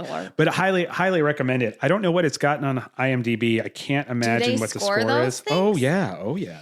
Well, I have already added to our watch list or whatever a couple other Hallmark movies. One's called Sugar Plum or something. And then there's one that has Lindsay Lohan in it that I have added to my watch list because I want to see if they're just as like. Yeah, no, they have some mainstream people. The two girls from Mean Girls are in regular amounts of it. Yes. I think it's just like anything. They have high end ones, and then they have your just run of the mill. Hey, we're filling up with content that our avid watchers are going to watch. Right? Netflix has some good original ones. Hallmark Channel obviously does well. They have their place, and it's good mindless TV to enjoy and watch while we're doing something. If I'm working, cleaning, whatever. Right. I could throw that on the background and enjoy it because it does get me in the Christmas spirit. But this got a 6.5, which is actually a really good score for this type of movie. I will say my biggest complaint was the CGI snow. Oh God, that was terrible. That would be my only complaint too. It didn't even look like snow. It looked like somebody was shaking a salt shaker out. It was like, really? That's where we ran out of funds? we had to put so much in the budget for all the magic hats that had to be remade. Things. Snow. Yeah. No, I agree. Anyway. But yeah, no, we will continue reviewing movies that we see and watch and TV shows. I know we're in the middle of watching Shrinking, which we're about to finish that up. Gosh. And I do want to talk about that on our next episode. So we will definitely talk about that. Yes. I watched a show called Hello Tomorrow that you didn't like, but I really enjoyed. And I think some people could definitely enjoy. But we'll talk about those sorts of things, and we will dive into fucking Bridgerton. That story will be told. No. Audience, I promise you, come hell or high water, you will hear. Have to. And I'm going to call this story Bridgerton Sexgate. It is an Emily Miller scandal. It is. That's the name of the show. Oh my God. That will be the name of the segment. I'm going to give it its own segment next week. It will be written up on our podcast review. No. So be ready for that. Plan on that. Please tune in for the next episode so you can hear that wonderful story. No. It is fantastic. But with that being said, though, kind of rounding out things, going back to Thanksgiving, we did have a great time. We got to do some shopping in the Kansas City area. Yeah. And for anybody that's coming to Kansas City or lives in Kansas City, there were some spots we hit, and I really enjoyed a couple places we hadn't been before, and of course places we traditionally go that I want to make sure and talk about. But we did get out and about during Black Friday. One thing I will say about Kansas City that I really enjoy, a random Monday at 5:00, people were horribly rude and inconsiderate and drive like fucking idiots around here. Yeah. And I'm sure that's any city. But man, I tell you what, in the holiday time, I think we do I've been to other cities. I've been to Denver, Boston, around those kind of holiday times a couple of times. Mm-hmm. There's still that same lack of patience, but man, for some reason on a holiday, and maybe just Midwesterners were a little bit more relaxed out when we have time off, but people were being patient.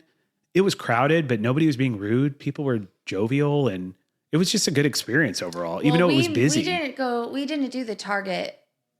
No, we did not do the Taylor Swift run, which the Taylor Swift run. Somebody else did that for us. Yeah. Thank God. Thank you, Emma, for doing that, getting up at 5:00 in the morning. But to let everybody know, and I'm sure most know this, anybody who's a Taylor Swift fan, she has an exclusive deal with Target for the Eras Tour book, and then also a vinyl album. Yeah. That was a process. Emily actually was on at midnight to finally get the album because it sold out of the stores. And then Emma had to get up at 5:00 in the morning and run over to Liberty, Missouri to get the book. So we had to scramble for that. So we didn't end up going to Target, unfortunately, because I do love Target. I couldn't move. Our local Target is awesome. Yeah, I do enjoy it. That's a different day. That's true, but they have great people in it. They do. Craig, who runs the self-checkout line, Bree, who runs the security. You could roll your eyes all you want, but they are great Kansas Cityans doing great Kansas City things. They always say hi to the kids. They are personable in a world where typically that does not happen in retail anymore. Shout out to them in Target. But we did go to, what was the first stop we went to. We went to Rally House. House? Rally House is a local sports store where you can kind of get all the states around us. Do they? Is that a national thing? Okay, fair enough. Yeah. Well, either way, it has the local sports teams, but also like kind of your connecting states. It has their sports teams as well to make sure that it's inclusive for people that are kind of typically move into the Kansas City area. We went there and did some wonderful shopping.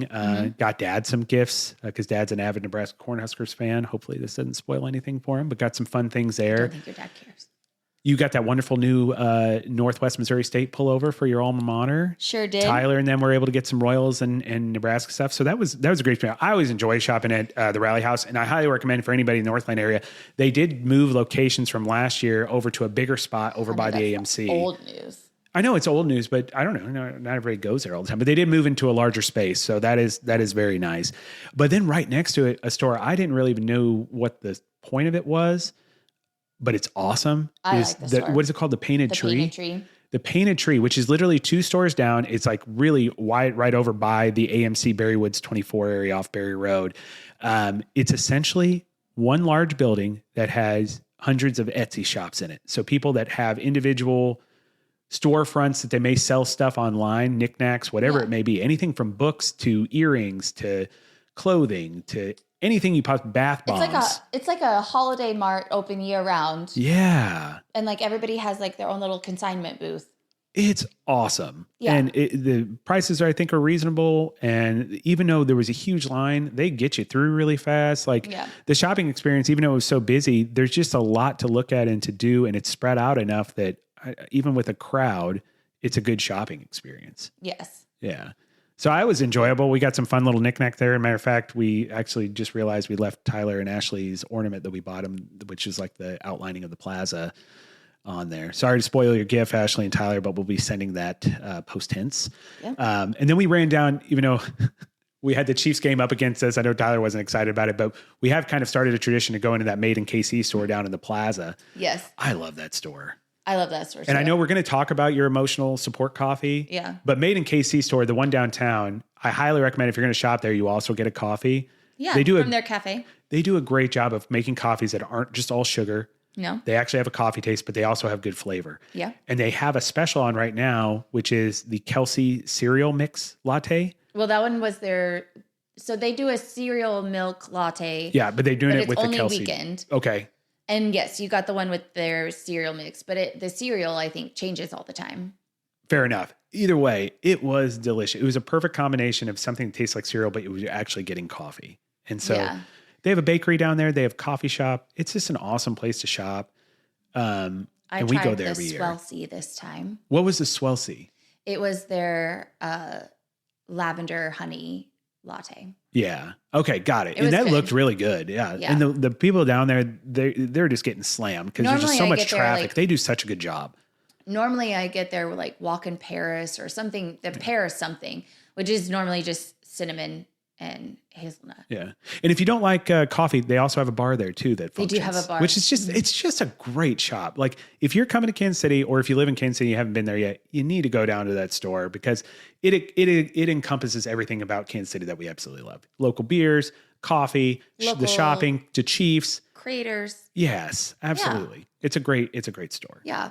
Yeah. There's a lot of other really awesome stores that support like small business Kansas City that we love to shop in. So we'll continue to shout them out too. Well, and with that being said as well, I know that we want to have a segment about just our coffee experience. And when I say our coffee experience, coffee it's important for me, but it is a very important staple in your life. And to me, I think at the end of, coffee saved your life in certain ways.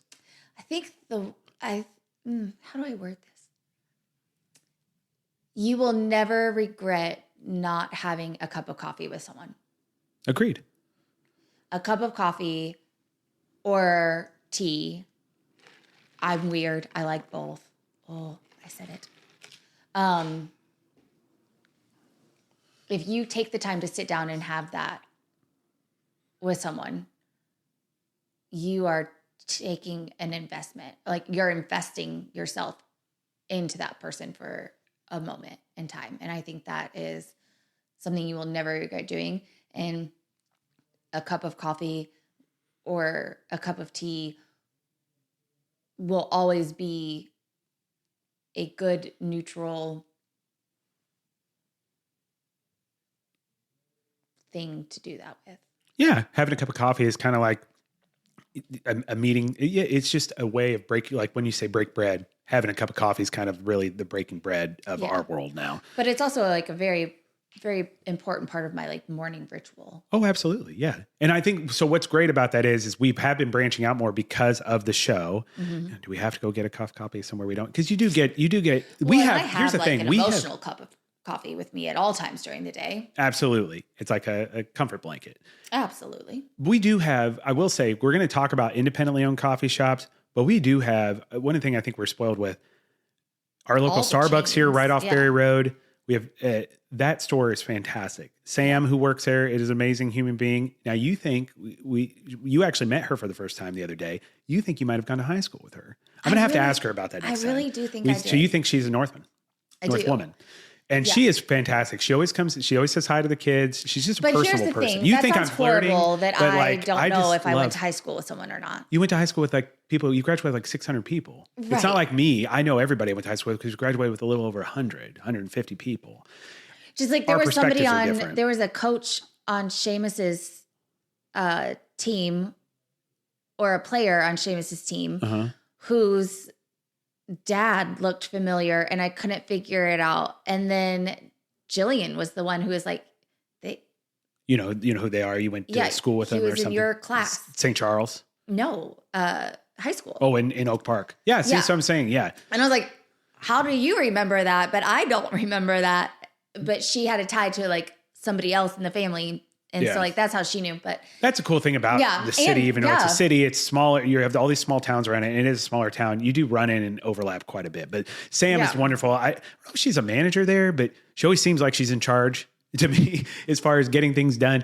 And she's always so personable. I really enjoy her. Of course, you always say I'm a flirt with people, but anytime I can talk to somebody and be personable with them, especially in that type of environment experience, it always makes me enjoy it more. Yes. And we have that. The Dutch Brothers experience too. They have a lot of younger kids working there, but man, again, makes me give faith in humanity in the sense of like, everybody was always like, oh, the younger generation, they're not as good. There's always that kind of commentary. Yeah. Now, if you go to Dutch Brothers, those kids know how to interact with people. They know how to provide customer service. They do. They create a very fun atmosphere. Of hope for this upcoming adult. And then scooters too. The girls, I don't ever see guys working in scooters. It seems to be a very female-dominated coffee shop. Oh, have you really? Well, not me. And the one that's right over by Zona Rosa, those kids they do a great job. The mainstream coffee shops that are commercialized and corporate, I think we're kind of spoiled here. I think all of them do give great customer service, great coffee. But that's not what this is about. This is about branching out, seeing different coffee shops, right? Yeah. And we have seen a couple in the time that we've kind of started getting the podcast together, the show Do We Have to together. Head Rush Coffee was one of them, right? And that's located right off North Oak. There's one on North Oak and there's one in Briarcliff. Yeah, it's off of North Oak Traffic Way in Gladstone, 7108 North Oak Traffic Way. They also have a location, 4115 North Mulberry Drive in Kansas City, Missouri, and can be reached at headrushroasters@gmail.com. So they actually, I thought their coffee, I think I had like a French toast coffee. Of course, this was during the fall. This was, a month or two ago that we went. Yeah, you had like their maple French toast latte. So you had like the fall one. I thought it tasted good. I'm always looking for a good balance between sugary and coffee. And sometimes, especially the corporate driven ones, can be like all sugar or it's just not enough flavor. Where I want more coffee than... And what did you get? Because you're kind of tricky because you have the gluten allergy. I do. So I can't really try a lot of stuff. Yeah. But so that's why it's always important to find a good coffee spot. And I thought Head Rush was good. So I just did a normal latte with vanilla and cinnamon. Did you like it? Absolutely. Yeah. And the folks there were very interactive and they were a lot of fun. It's kind of like a small kind of hole in the wall little spot. I think it used to be like a fast food place that had a drive through. Yeah. And for the life of me, it was like a taco place, like an independently one. It was not a corporate chained one. I don't remember what it was growing up, but it was when we were kids. It used to be there. Yes. I think they've done a great job with the transition. But I cannot tell you for the life of me what restaurant that used to be, but fair enough. Anyways, no, I think they did a great job. I think they have really good coffee. I prefer the location on in Briarcliff. Mulberry. Just because there's more space. Yeah, you're right on. North Oak's kind of a busy road. There's a lot of things going on the right and left side of it. A lot of small shops. Sit and enjoy your coffee. They do have a sitting space in the small location, but to your point, you're right. Briarcliff is probably, if you're looking to go set up shop, read a book, sit with your family, work or anything. Yeah. If you're looking to get a coffee and go, the North Oak location is probably better. Probably, but I highly recommend it. It was very good, and I loved the customer service. They were good people. Yes. Yeah. The other one we went to, so we used to have in the Northland area, there used to be a mall, Metro North Mall. So anybody around here is very familiar with it because I spent a lot of the time as a kid there. I guess you didn't. Well, I did. I just didn't do it on my own the way you did. It wasn't like my parents left me there when I was 6, but like when I was 14 or whatever, they dropped me off with their friends. There used to be a movie theater in there. No, that didn't happen. And you'd walk around and, go to the different shops to give you a few bucks, and you get some food or a pretzel or something. You walk around all the fun stores that are closed now. Place. Yeah.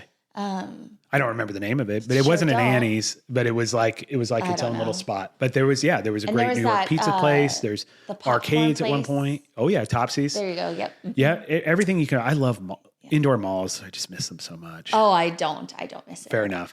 And that's fine. But anyway, over in that area, they basically tore down the mall, and what they've been building up. They built up like a Topgolf competitor, which is called Hot Shots. So it's the same thing as Topgolf. T-Shots, sorry. And that's there. And then right in front of that is a strip mall that has storefronts, but then it has apartments on it. And then there's some apartment buildings. Dutch Brothers is right over there, but there's also another coffee shop, an independently owned one. And this one's really cool. Whole House.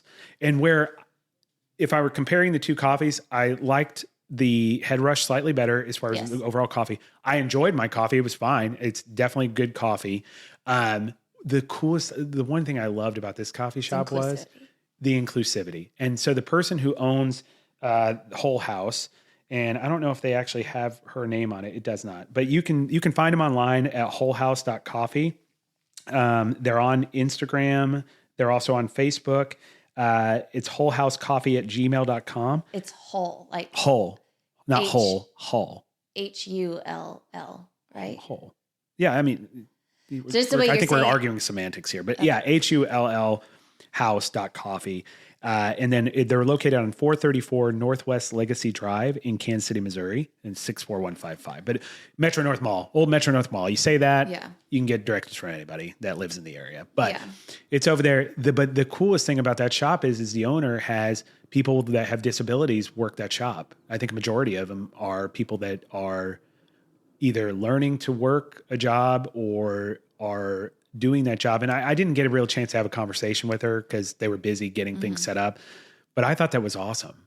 That's something that's unique. I've never seen before. I know they exist. As diverse as your skills and abilities are, you are welcome there. And I think that is absolutely amazing. I think it is absolutely needed. And they could be serving anything, peanut butter and jelly sandwiches, and I would go and support that business. And it's actually, the storefront's really nice. There's plenty of space. It's decorated beautifully. It's one of the best decorated coffee shops I've ever been in any city. It's beautiful. The owner's right there and involved in the day-to-day, which I think is important for a lot of, especially independently owned coffee shops. And then, if you're a family that, I don't know the background on it or if they have openings or anything, but obviously it is a conduit. If you have a child that, occupational therapy is a part of your everyday life, that's something that you could look into that could benefit them as far as getting their first job or learning how to do a job. And it seems like they're just, I don't know, everybody in there seemed happy and exactly. Happy to help, happy to learn, happy to be there. Yep. And it's an environment that's designed to create success for kids that are looking to do kids, adults, whoever. There was various ages too, which was a really cool thing. So there is nothing negative about that. What did you get there? I got the s'mores latte. Now, what I will say though about that latte, even though I enjoyed my latte slightly better at Head Rush, and that's not a knock by any means. What I thought was amazing is they put like the cereal on top of it, the graham cracker cereal, and it stayed crunchy. I don't know how they did that. Some sort of witchcraft. I did take a photo of that, so maybe we can upload that. Once we get our socials created, assuming we ever get video of this show, we'll definitely do that. I think that sounds great. Yeah. But I know we did take a pretty picture of that, and we definitely should post that. We should, you know what? That should be a reason why we create the social this week and get that picture on there for the second episode. Yeah. We should do that. Got it. Yeah. But what did you end up getting? I did. I got their lavender. I love that and I like that because you do a good job of like comparing or staying consistent with what you do. I come all over the place. I like in coffee, but to me, I'm all about the advertising. I'm not a sucker for all the seasonal drinks. I did my 1 or 2 pumpkin spice and I was good. I've so far had 2 peppermint white mochas and I'm good. I like my normal, I like vanilla, hazelnut, cinnamon. Like those 3 flavors, maybe caramel every once in a while, toss that in there. But to me, coffee, I'm really good with just black coffee, a splash of creamer, and go. I love that. So yeah, we'll continue to... I care more about the coffee bean than... Yeah, absolutely. The quality of the coffee, which is why you're a coffee snob. I am. And I respect it. Yeah. That's great. Everybody's got to be a snob about something. And it's really the requirement of quality. Yeah. But yeah, we'll continue to go. Again, we're going to make that a weekly thing too. Now, if there's anybody that's listening that has a coffee shop, or knows of somebody that has a coffee shop, or just has tried something independent that they would like us to try, shoot us a note. We'll go. And we'd be more than happy to talk to the owner or anybody get a background on the coffee shop. Absolutely. We'll go, and we can go outside if it's a suburb of Kansas City, whatever it is. I mean, we've gone all the way out to like Strawberry Hill for coffee. Yeah, absolutely. We'll do it. We love coffee. I've been out to Lee Summit for coffee, that train whistle stop or whatever it is, coffee, which love to go back there and review that. So yeah, just drop us a line. We'd be more than happy. And that's anything Kansas City wise, restaurant, whatever. We're going to talk about specifically coffee, but we will continue to highlight Kansas City. Yeah, Sean does not have food allergies. Nope. So he can eat I am anywhere. down to clown, as they say back in the 90s. He can eat anywhere. I cannot. Yeah. So, yeah, with that being said, but yeah, so we'll continue to do that. But yeah, no, this has been great. And I got wrapping up the show, coming to a close, but this was really enjoyable to talk about. It was nice that we were able to get all of our segments in. This was fantastic. So I do really appreciate you taking the time, even though you were sick. That's such a big thing. So you want to talk about, do we have to? Oh no, don't worry about that. Sorry. I'm sure people love hearing sniffles and coughs. Absolutely. No. But no, guys, again, we are on we have a website, dowehavето.com. I'll post up kind of an overview of the second episode as well. We'll also provide links to all the things we discussed today, right? So I'll make sure and get one on there for Whole House or Hell House or Hull House, however you want to call it, as well as Head Rush. And then the movies and the books that we talked about, I'll make sure there's Amazon links for the books in case you're interested in buying them. We don't get any money on it. Just feel free we just want to pass along the love of the book. And, yeah. So with that being said, and then also in our upcoming next episode, we do plan on actually having that available on our YouTube channel in a physically recorded fashion. So we are going to be using the wonderful iPhone 16. We went to T-Mobile, our local T-Mobile shop in Zona Rosa, worked with a wonderful woman named Naisha. Am I saying her name right? Naisha. I'm so sorry, Naisha, if I messed that up. And her wonderful manager, Brittany. Naisha was fantastic. She looks like Zendaya. She's like a Kansas City Zendaya. Just beautiful girl. But the most amazing, well-spoken. And I'm sorry, I'm not trying to go off on a diatribe here because I know you're going to roll your eyes at me because this is just who I interact with people. I like to get to know them. She is a human being that, and I said this when we were talking about this. She will succeed. She could do anything. The fact that we were blessed enough just to get her advice on phones.